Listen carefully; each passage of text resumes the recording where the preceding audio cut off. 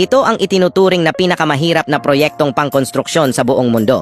Ang Ya'an-Xichang Expressway sa China ay isang kamangha-manghang masterpiece ng engineering na may haba na 200 at 40 kilometro na kumukonekta sa Ya'an at Xichang sa lalawigan ng Sichuan.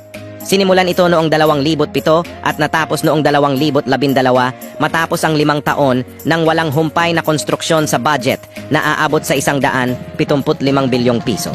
Tinaguri ang Expressway in the Clouds, ang kalsadang ito ay humamon sa kalikasan, tumatawid sa 12 fault zones at dumadaan sa matatarik na kabundukan. Kasama sa konstruksyon nito ang 270 tulay at 25 tunnels.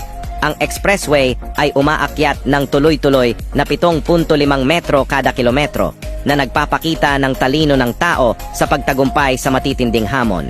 Hindi lang ito basta kalsada, isa itong patunay ng kahusayan sa engineering.